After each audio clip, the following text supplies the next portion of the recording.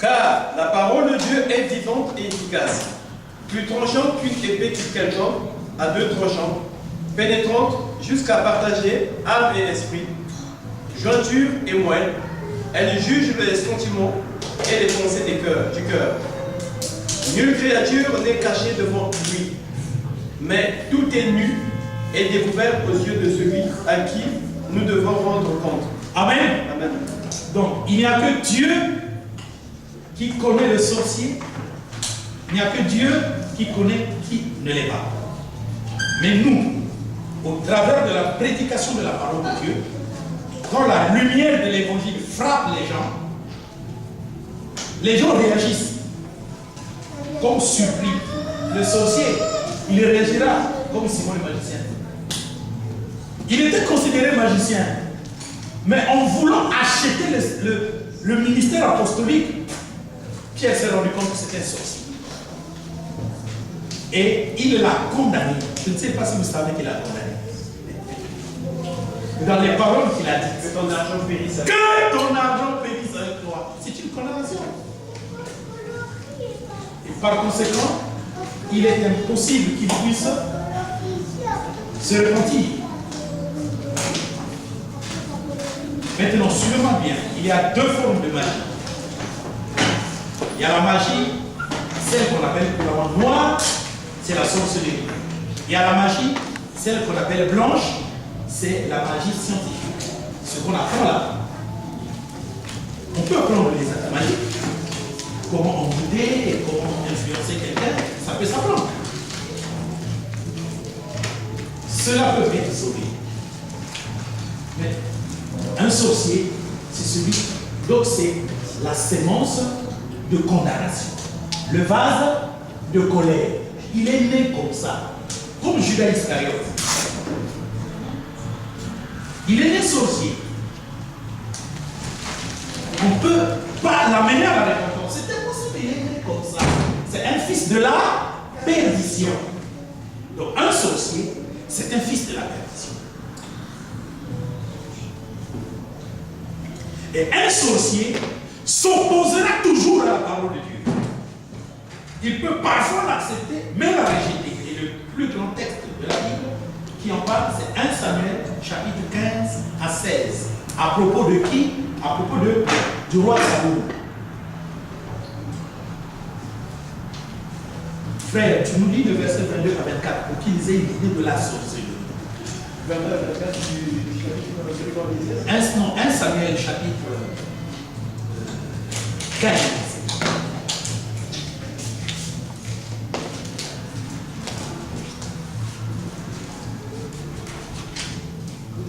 Donc tu vois ma soeur, c'est au fur et à mesure que la parole est annoncée, que les gens sont éclairés, que les sorciers vont être surpris par la parole de Dieu. Mais il n'y a pas d'idée. On reconnaît beaucoup les sorciers par ce qu'ils font. Vous êtes avec eux, vous marchez, tout ça, les actes qu'ils posent, ça c'est un sorcier. En matière de monsieur et madame, mais je voulais bien répondre à cette question. Tel qu'aujourd'hui, on est en train de suivre les églises pour avoir de maris et de femmes. Mais le diable va vous prendre tous les maris méchants, il va vous les donner, et les femmes méchantes, il va vous les donner. La Bible dit l'homme quittera son père et sa mère et s'attachera à la femme et les deux deviendront une seule. C'est à l'homme de demander à Dieu une femme. Mais pas à la femme de demander un homme à Dieu. Mais dans nos églises, les femmes viennent pour qu'on prie pour elles afin que Dieu leur donne de mari. Vous ne voyez pas que le plus souvent, c'est des femmes qui sont dans le péché, qui ne peuvent pas être bénies d'un mari.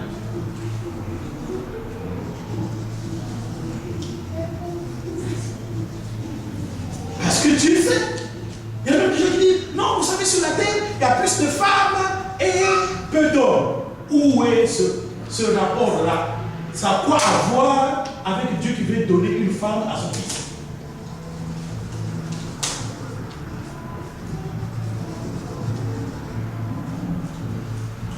Oui, frère.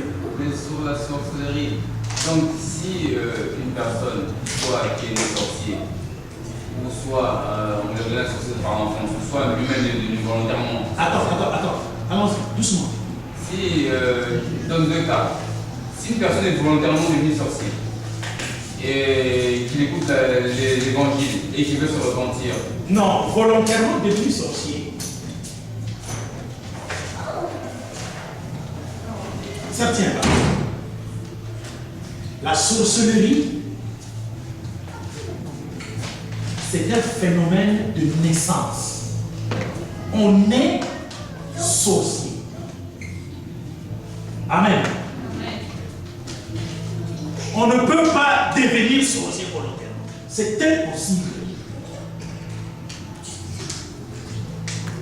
Enlevez de vos têtes les fables qu'on raconte dans les églises. On peut donner la sorcellerie par la nourriture, ce sont des fables. Par le bonjour, ce sont des fables. Par les amis, ce sont des fables. Tout ce qu'on raconte là, ce sont des fables. Un sorcier, il vient sorcier. S'il vient sorcier, c'est par une malédiction. L'Éternel punit les enfants. L'Éternel fait quoi? Punit l'iniquité des pères sur les fils, des arrière-fils, jusqu'à la troisième et à la quatrième génération. C'est un père quelque part qui a commis idolâtrie et dont le châtiment tombera sur sa descendance. Ça peut être son fils, son petit-fils, la troisième génération ou la quatrième génération. Et quand ce fils-là viendra au monde, la malédiction de Dieu est sur lui, c'est-à-dire la mort spirituelle. Cet enfant-là né sorcier. Et quand il viendra en vie, il aura des pratiques d'iniquité pour faire le mal à son prochain, car son cœur qui est en lui pousse à faire le mal. C'est ça un sorcier. Je ne suis pas en train de parler des sorciers qui bouffent les gens en esprit. Peut-être que tu penses que je parle de ça. À moi, ça n'existe pas. Oh, on a bouffé quelqu'un en esprit, ça n'existe pas. Mais les fables de ça existent.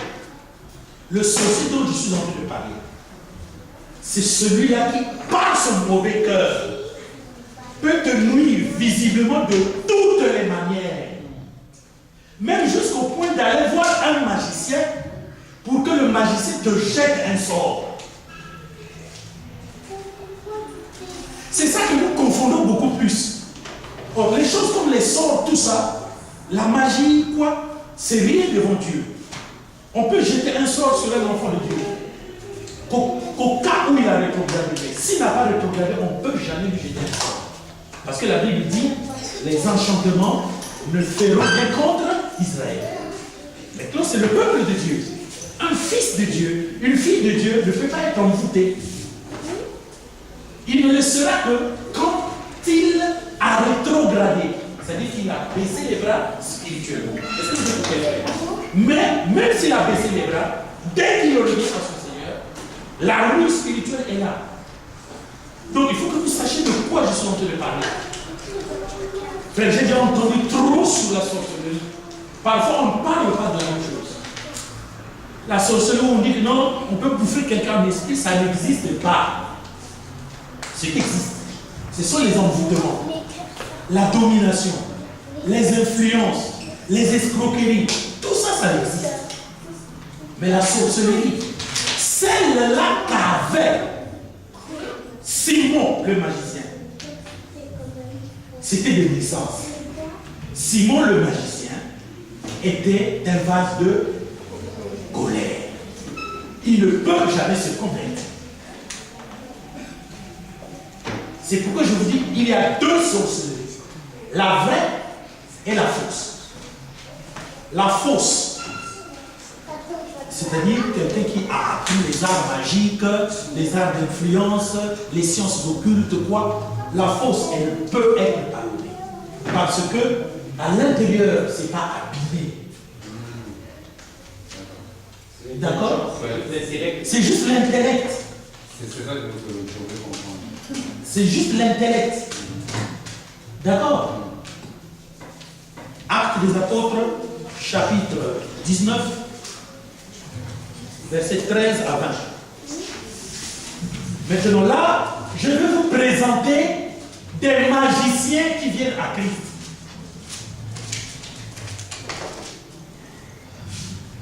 Actes des Apôtres, chapitre 19, versets 13 à 20. Quelques exorcistes juifs ambulants essayèrent d'invoquer sur ceux qui avaient des esprits malins le nom du Seigneur Jésus, en disant: je vous conjure par Jésus que Paul prêche. Ceux qui faisaient cela étaient 7 fils de Séba, juifs, l'un des principaux sacrificateurs. L'esprit malin leur répondit: je connais Jésus, et je sais qui est Paul, mais vous, qui êtes-vous? Et l'homme dans lequel était l'esprit malin s'élança sur eux, se rendit maître des deux d'entre eux, et les maltraita de telle sorte qu'ils s'enfuirent de cette maison, nus et blessés. Cela fut connu de tous les Juifs, de tous les Grecs qui demeuraient à Éphèse. Et la crainte s'empara d'eux tous, et le nom du Seigneur Jésus était glorifié. Plusieurs de ceux qui avaient cru venaient confesser et déclarer ce qu'ils avaient fait. Et un certain nombre de ceux qu'avaient exercé les arts magiques, ayant apporté leurs livres, les brûlèrent devant tout le monde. On en estima la valeur à 50 000 pièces d'argent. Amen. Amen. Ils avaient exercé les arts magiques. Ce n'est pas des sorciers de naissance, mais c'est de l'art magique. Ils ont appris à faire la magie à l'école ou par une initiation intellectuelle. Oui, comme ce qu'on voit à la télé. Il y a même des gens, il fait comme ça, il est blessé, il fait comme ça. Tu vois, c'est ça. Là, c'est des arts magiques. Ils ont confessé ce qu'ils faisaient et ils ont cru aussi. Maintenant, le problème c'est que si on ne comprend pas bien Acte 19, 13 à 20 et qu'on le confond à Acte 8, 12 à 26, alors, on serait devant un problème qui dit la vérité, comme si la Bible se contredisait. Voilà pourquoi le ministère de rétablissement de toutes choses enseigne en redéfinissant les choses telles qu'elles sont écrites là et en levant les équipes. Sinon, on prend les deux textes, on se dit on ne comprend plus rien. Ici le magicien, ici aussi le magicien. Or, lisez bien. Il y a un magicien qui l'est de naissance, il y a un magicien qui l'a appris à l'école.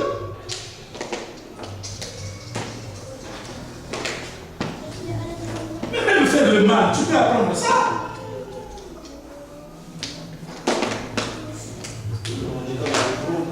On était dans le groupe, en suivant les séries. Tu peux faire le mal comme fait le mal Zamra dans tes séries. Ça te vient comme ça.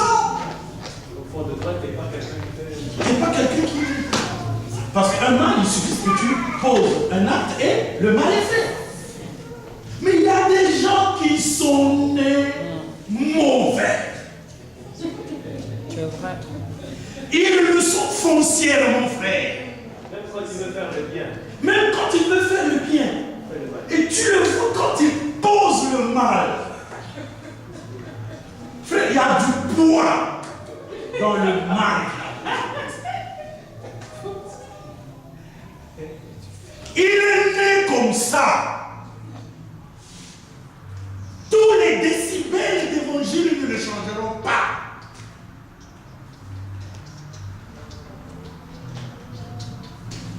Il s'oppose même à l'évangile. Frère, vous ne savez pas comment on s'oppose à l'évangile. Les gens qui vous empêchent de venir écouter l'évangile, parfois c'est les magiciens. Parce que lui, il sait qu'est-ce que tu vas recevoir. Acte chapitre 13. 1 à 10. Il y avait dans l'église d'Antioche des prophètes et des docteurs, Barnabas, Siméon, appelé Niger, Lucius de Cyrène, Manaël, qui avait été élevé avec Hérode, le tétrarque, et Saoul. Pendant qu'ils servaient le Seigneur dans leur ministère et qu'ils jeûnaient, le Saint-Esprit dit: mettez à part Barnabas et Saoul pour l'œuvre à laquelle je les ai appelés. Alors, après avoir jeûné et prié, ils leur imposèrent les mains et les laissèrent partir. Barnabas et Saül, envoyés par le Saint-Esprit, descendirent à Séleucie. Et de là, ils s'embarquèrent pour l'île de Chypre. Arrivés à Salamine, ils annoncèrent la parole de Dieu dans les synagogues des Juifs. Ils avaient Jean pour aide. Ayant ensuite traversé toute l'île jusqu'à Paphos, ils trouvèrent un certain magicien, faux prophète, juif, nommé Bar Jésus. Ce magicien-là, c'est nommé comment? Bar Jésus. Bar Jésus veut dire quoi? Fils de Jésus. Donc son père s'appelait Jésus. Son père s'appelait Jésus. C'est pas Jésus de Nazareth. Je vous ai dit un jour que le nom de Jésus est un nom commun.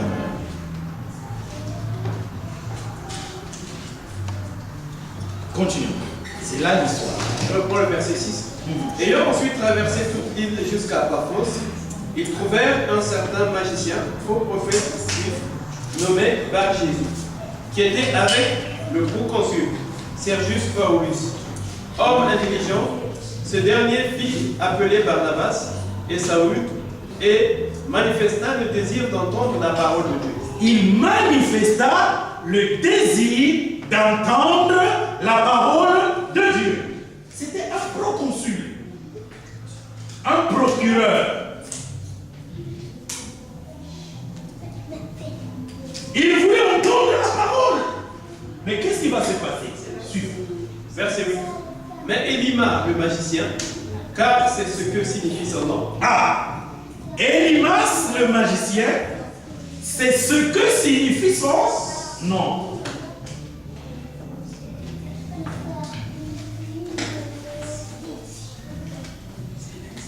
Vous vous souvenez? Ah, frère, toi, tu n'as pas reçu le questionnaire.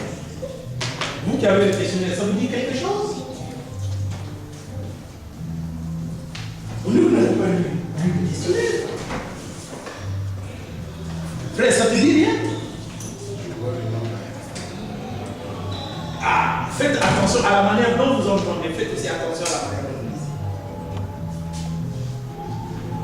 dites. Que signifie ton nom? Ah, ouais. Si tu ne connais pas la signification de ton nom, pourquoi ne cherches-tu pas à connaître la signification de ton nom? Parce qu'un nom a un sens. Et le sens, c'est ce qui t'arrive dans ta vie. Voilà pourquoi quand vous naissez de nouveau, Dieu vous dit. Tu me rends compte que je suis en train de vous aider à répondre aux questions.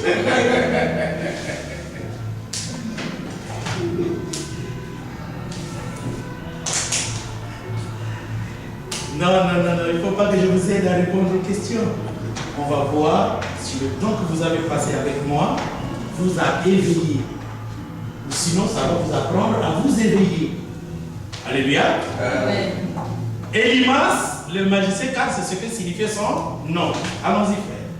Mais Élimas, le magicien, car c'est ce que signifie son nom, leur faisait opposition, cherchant à détourner de la foi le proconsul. Élimas, le magicien, cherchait à détourner de la foi le proconsul.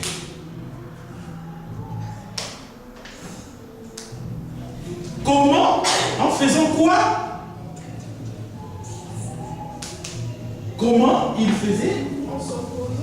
En s'opposant. À quoi? À l'évangile.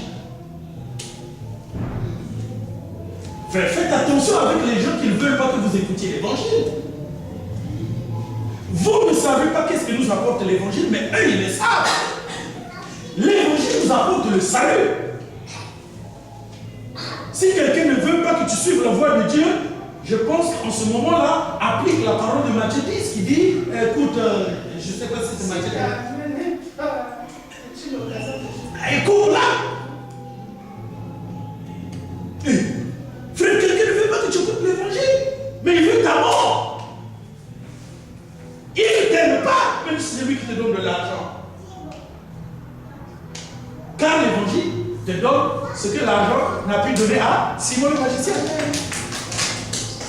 La vie. Tous les hommes meurent.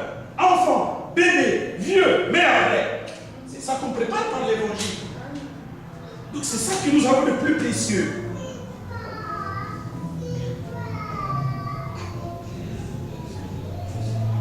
Frère, faites régner l'évangile chez vous.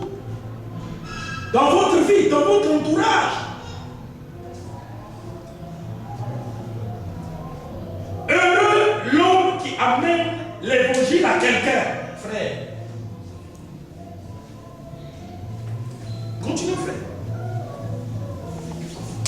Je suis au verset 9. Alors Saül, appelé aussi Paul, rempli du Saint-Esprit, fixa les regards sur lui et dit, homme plein de toute espèce de ruse et de fraude, fils du diable. Ah! Alléluia! C'est un sorcier.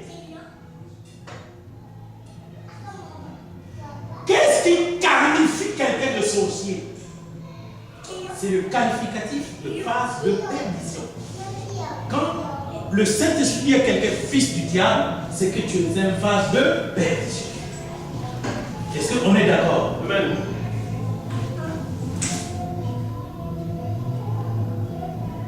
Est-ce qu'il y a quelqu'un dans la salle qui peut nous préparer 1 Jean chapitre 3 verset 12? Donc, la sorcellerie, c'est pas ce que nous sommes en train d'entendre là. Les gens qui viennent faire des fables dans l'église. Ou dans la scène, il y a des voitures qui entrent là, qui sortent dans la mer. C'est des fables. C'est de la science-fiction. Ils vous égarent pour que vous ne combattiez pas le vrai problème. Frère, toutes les personnes qui aiment les fables qu'on est en train d'annoncer dans les églises sont perdues. C'est ça qui a amené l'apostasie. Et s'il vous plaît, l'apostasie est un péché impardonnable. L'apostasie, c'est le blasphème contre le Saint-Esprit.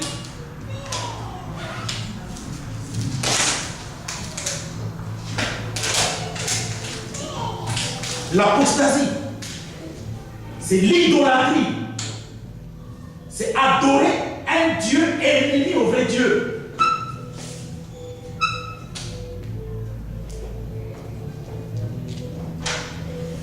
C'est pourquoi, dans cette génération adultère et pécheresse, on atteste que c'est une génération d'apostasie. L'apostasie, c'est l'abandon de la foi. L'apostasie est différente de l'hérésie. L'hérésie, c'est une incompréhension de l'évangile. Mais l'apostasie, c'est une opposition à l'évangile. Parce que l'évangile est centré sur le sacrifice expiatoire et propitiatoire de Jésus-Christ à la croix de Golgotha. Apostasier, c'est ne plus mettre confiance dans le salut qui vient à partir du sacrifice qui expie les péchés et qui couvre le péché que Jésus a accompli à la croix de Golgotha. C'est ça.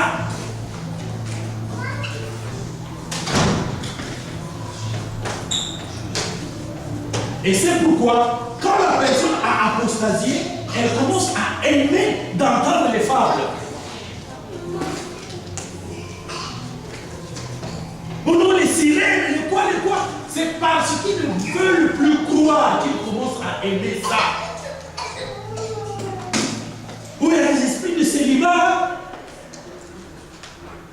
les esprits de célibat, ils agissent comment? Quand toi tu as un esprit de célibat, c'est pour ça que tu ne te maries pas.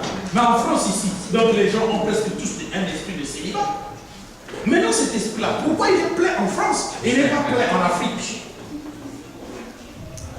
Et c'est parce que les les esprits, donc ils commencent à aimer la France. Et la Guadeloupe, non. La Martinique, non. Le Brésil, non. Mais seulement en France, en Allemagne, en Belgique. Attends, les esprits sont partout. Un esprit de célibat n'existe pas. Ce qui existe, c'est une femme qui n'est pas mariée ou un homme qui n'est pas marié. Toi, tu te maries pas parce qu'il y a un esprit qui est sur toi. Il faut qu'on te délivre pour que tu te maries. Et alors, il faut combien de temps pour que nos pauvres sœurs soient délivrées et qu'elles se marient? Combien de temps? 10 ans? Elles vont rester comme ça 10 ans? Elles finissent par croire que cet esprit-là est sur elles. Et les messieurs finissent par croire que cet esprit-là est sur eux. Or, le gros problème, c'est que monsieur se comporte mal, la femme se comporte mal. Oh non, c'est pas vrai, toi aussi, pasteur! Mais c'est quoi un mariage?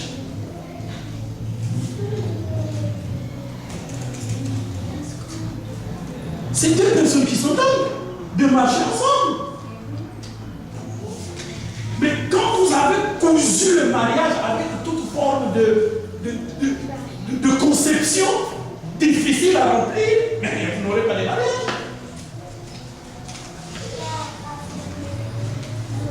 En France, les femmes préfèrent être femmes seules. Et les hommes créent les femmes. Parce que dès qu'il a une femme, la femme va lui jouer un tour et c'est quoi? Comment ça se passe? Et tout l'argent va chez la femme. Pension alimentaire. Donc c'est tout ça qui vous empêche de vous marier. C'est pas un esprit.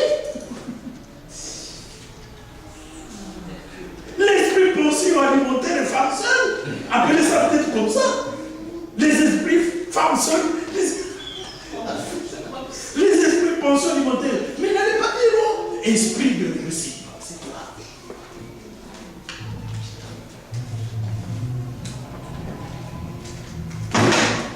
Un mauvais esprit. Mais il aimerait que les gens se marient. Mais vous ne connaissez pas les mauvais esprits. Ils aiment quoi? Le péché. Si on empêche le mariage, le péché va être empêché comment? Non, mes bien-aimés, il faut regarder les choses comme elles sont. La parole de Dieu doit être le miroir sur lequel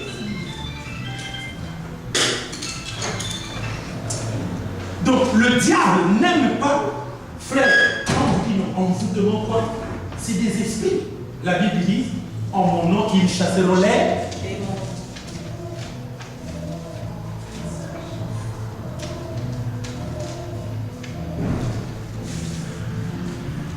Il faut qu'on enseigne les gens. Vous savez qu'il y a une différence entre un démon et un mauvais esprit. Ça, on enseigne maintenant. Un démon, c'est quand un mauvais esprit a pris racine dans la vie. Il s'est incarné.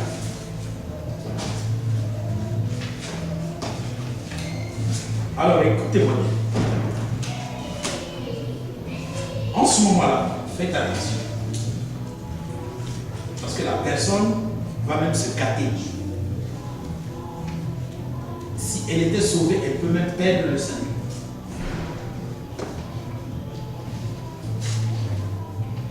Mais les mauvais esprits, les esprits malins aussi influencent de loin. Faites attention. De loin, vous pouvez déjà l'enrayer. Ne le permet pas d'entrer en toi, de prendre corps en toi. Et quand il a pris corps en toi, il y a un temps T où il risque de te faire basculer dans l'initié contre Christ. C'est pourquoi, frère, les enseignements des rites dans l'église, nous n'aimons pas ça. Dès que tu as péché, demande pardon. Dieu va t'écouter. Même pendant que tu conduis ta voiture, tu as péché, tu demandes pardon, il va t'écouter. Tu n'es pas obligé d'aller à la maison pour aller mettre les genoux. La Bible ne dit pas qu'il faut mettre les genoux à terre pour prier. Tu peux le mettre si tu veux. La génuflexion, c'est bon. Tu peux prier debout, tu peux prier couché, tu peux prier en conduisant. Oh non, je suis pas concentré. Écoutez, la concentration dans la prière est du domaine de la magie. Le mot concentré, c'est le domaine du yoga ou quoi. Nous n'avons pas besoin d'être concentrés.